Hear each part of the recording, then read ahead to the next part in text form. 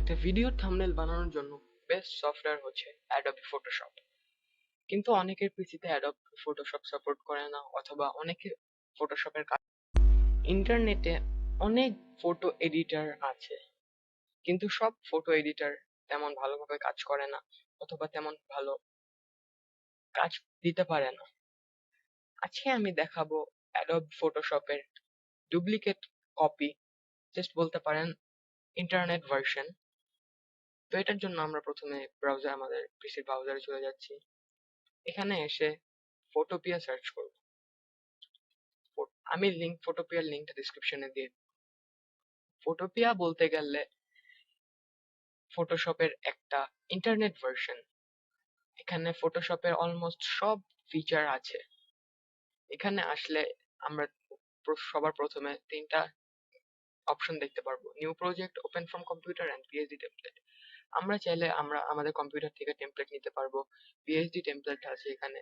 আর new প্রজেক্টে নিলে আমাদের মতো করে নিতে পারবো। নিউ প্রজেক্টে আমি চলে যাচ্ছি। এখানে আসার পর বাম সাইডে আমরা দেখতে পারবো, এখানে আমরা প্রজেক্টটার নাম দিয়ে দিচ্ছি। এখানে আমি এমনি নিউ প্রজেক্ট লেখা। আমরা এখানে উইডথ সিলেক্ট করতে পারবো, হাইট সিলেক্ট করতে পারবো। আবার এখানে পিক্সেল, পার্সেন্ট, মিলিমিটার, ইঞ্চেস এগুলোও আছে। এখান থেকে আমরা ডিপিআই ও সেট করতে পারবো। আর আমরা এখানে কাস্টম ব্যাকগ্রাউন্ডও দিতে পারবো আমাদের মতো সিলেক্ট করে। এখানে চাপ দিয়ে আমরা যে কোনো কালার সিলেক্ট করে নিতে পারবো। আর এখান থেকে কিছু কালার দেওয়া থাকবে। আর ডান পাশে এখানে কিছু টেমপ্লেট দেওয়া থাকবে, স্যাম্পল টেমপ্লেট, গুলো আমরা এডিট করে নেব। এখানে অনেক টেমপ্লেট দেওয়া থাকবে। এখান থেকে নিজের পছন্দ মতো টেমপ্লেট সিলেক্ট করে নিতে পারবেন। এখানে কিওয়ার্ড দিয়ে টেমপ্লেট সার্চও করতে পারবেন। এখানে উইথ সিম্বল, উইথ ফটো আপনারা আপনাদের মতো সিলেক্ট করে নিতে পারবেন। এখানে আমি একটা টেমপ্লেট সিলেক্ট করে নিচ্ছি। টেমপ্লেট সিলেক্ট করার পর এটা আসবে, একটু লোড হবে। তারপর এখানে টেক্সট গুলো আমরা সরিয়ে নিয়ে আমাদের মতো লিখতে পারবো। এখান থেকে সাইজ ছোট বড় করতে পারবো, আমাদের মতো ফন্ট সিলেক্ট করতে পারবো। এখানে আমরা কিছু অপশন দেখতে পারবো।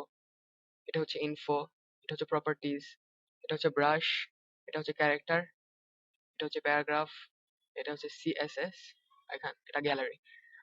টেক্সট এডিট, ফন্ট এডিট করার জন্য আমরা ক্যারেক্টারে চাপ দিব। ক্যারেক্টারে চাপ দেওয়ার পর এখানে দেখতে পারবো আমাদের সাইজ দেখাবে, ট্র্যাকিং, তারপর এখানে page line shift, bold, italic. এখান থেকে আমাদের মতো ফন্ট করতে পারবো। এখানে চাপ দিয়ে আমরা ফন্টটা সিলেক্ট করতে পারবো। এখানে অনেকগুলো ফন্ট দেওয়া আছে, এখান থেকে সিলেক্ট করতে পারবো। এখানে আপনাদের মতো আপনারা ফন্ট সিলেক্ট করবেন। আবার টেক্সটের কালার যদি ডিফারেন্ট করতে চান, এখানে চাপ দিয়ে আপনাদের মতো টেক্সটের কালার করতে পারবেন। আমি লাল কালার টেক্সট নিচ্ছি। এখানে আপনারা আপনাদের মতো এডিট করতে পারবেন।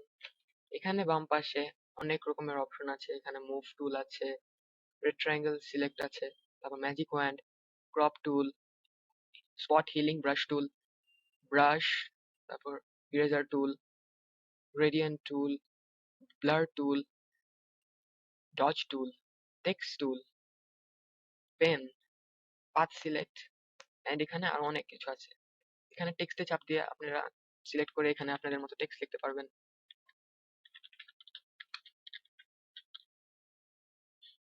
আপনারা টেক্সটটাকে সিলেক্ট করে সাইজ ছোট বড় করতে পারবেন।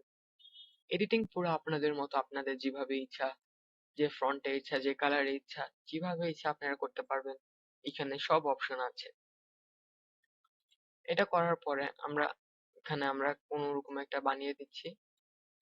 আমাদের সব এখানে এডিট করার পর, আমাদের সব টেক্সট লেখার পর, আমাদের ফুল থাম্বনেল হয়ে গেলে আমরা উপরে কিছু দেখতে পারবো। উপরে কয়েকটা অপশন দেখতে পারবো: file, edit, image, layer, select, filter, view and window and more. আমরা আমাদের কাজ শেষ হওয়ার পর আমরা ফাইলে যাব। ফাইলে আসার পর এখানে অনেকগুলো অপশন দেওয়া থাকবে। নিচে এখানে মাঝখানে দেখতে পারবো এক্সপোর্ট অ্যাজ নামে একটা অপশন আছে। এক্সপোর্ট অ্যাজ এ গিয়ে আমরা এখানে অনেক রকমের ফরম্যাটটা সিলেক্ট করে নিতে পারবো: পিএনজি, জেপিজি, তারপর এসভিজি, জিআইএফ, পিডিএফ, আর মোড়ে চাপ দিলে আরো আসে। তাই আমরা পিএনজি সিলেক্ট করে নিচ্ছি। থাম্বনেলের জন্য পিএনজি বেটার। আপনারা চাইলে আপনাদের মতো যে কোনো ফন্ট সিলেক্ট করে নিতে পারবেন, ফরম্যাট। তারপর আমরা এখান থেকে থাম্বনেলের নামটাও দিতে পারবো। নাম আমি এখানে নর্মালি টেমপ্লেট দিয়ে দিচ্ছি। এখান থেকে কোয়ালিটি সিলেক্ট করতে পারবো। তারপর এখান থেকে সেভে আমরা চাপ দিব। সেভে চাপ দিলে আমাদের টেমপ্লেটটা ডাউনলোড হয়ে যাবে।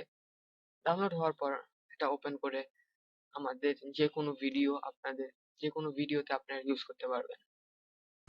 তো এই ছিল আমার ভিডিও। ভালো লাগলে আমার চ্যানেলটাকে সাবস্ক্রাইব করবেন, পাশে থাকা বেল আইকনটাকে চাপ দিবেন, ভিডিওটাকে লাইক দিবেন, বেশি বেশি করে শেয়ার করবেন এবং কমেন্ট করে জানাবেন কেমন লাগলো।